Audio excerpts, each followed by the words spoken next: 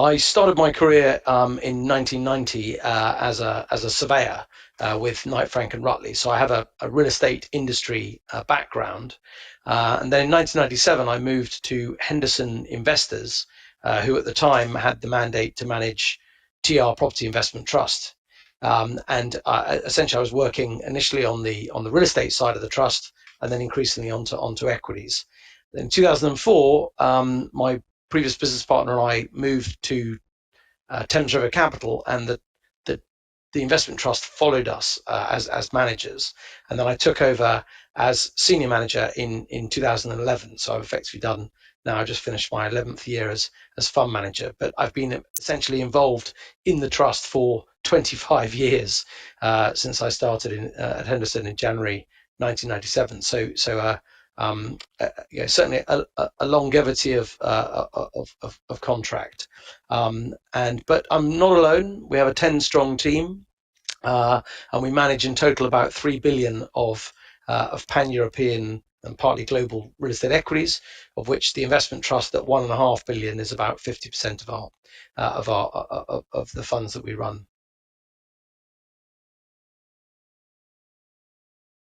As an investment trust, obviously the shares are listed and trade on the stock market.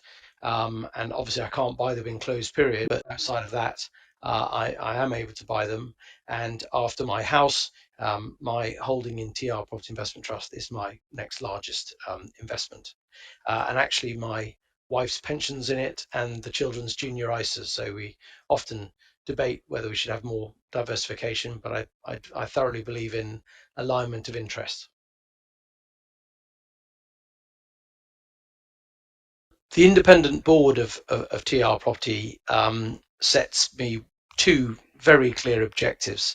The first is to beat our benchmark, and that benchmark is the FTSE EPRA Nareit Developed Europe in sterling total return. So that's essentially a basket of over 100 pan-European real estate companies. Most of those are REITs, but not all of them. Some of them are tax-paying property companies across a very broad spectrum of asset type, and we'll talk about that a bit later as well.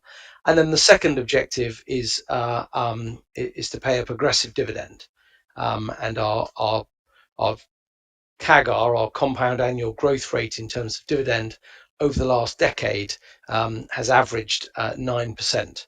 So we're per annum. So we're very pleased with our dividend payout as well. So those are very much the two objectives of the trust.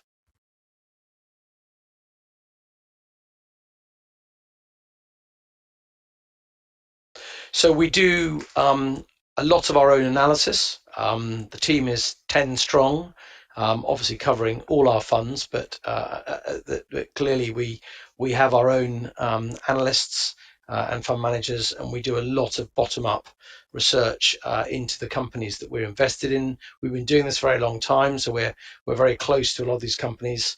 We know management teams well, we know boards well, we have a lot of engagement with them, and we do buy research from the sell side, mainly to see what they're telling other people, but also to be able to check where we are relative to the broader streets consensus.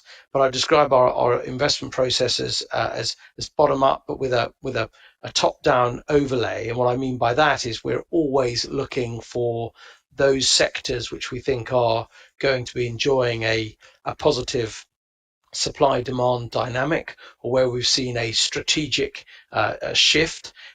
We were back in, you can pull the annual report out from 2013. I started writing about how I felt that online penetration was going to damage shopping centres and shop and retail sales, physical retail sales. We were very early into logistics as the other side of that collapsing retail coin. We've been owners of student accommodation for nearly 20 years. Self-storage, we were invested in the pre-IPO of Big Yellow Self-Storage. We're big holders of Safe Store today. Elderly living, we were early into. So we're very much always looking to pick up those trends, but within those particular market trends, we're looking for best-in-class businesses. But what really differentiates us from our peer group is the fact that as a closed-ended investment company, we are able to buy businesses that may be more illiquid. They might be smaller companies. They might have a very large family or founder ownership, which means that their shares aren't traded so much and they're a bit illiquid. And then we can very much participate in help those companies grow. We have numerous examples of businesses that have delivered, very, very significant returns over a long time, where we've enjoyed the growth of those companies, and been there sort of from the early days. We've got a couple of businesses that when we first invested, they were market caps of 200-300 million. They're now both over 2 billion. So those are good examples of businesses that we've helped grow.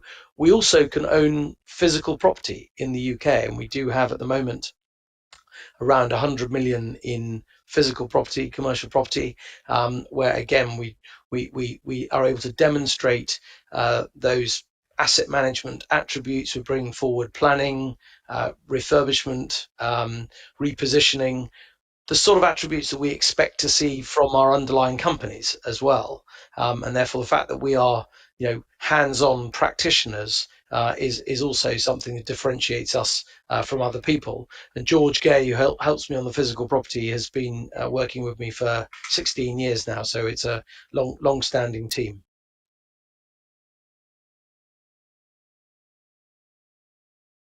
As you can see from the chart, the fund has had a really tremendous run over the last 5 years.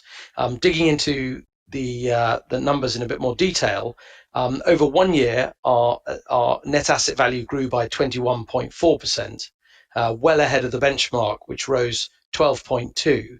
So our year end is the 31st of March. So these numbers are all to 31st of March. In this case, that's to 22. Over 3 years, our NAV has grown 29%, and the benchmark returned 11.8.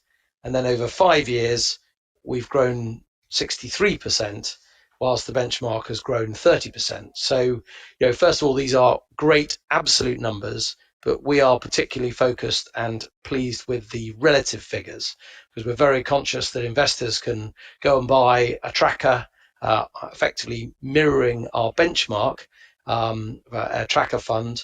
And the key for us is to make sure that we can prove the value add in terms of creating alpha ahead of those benchmark figures.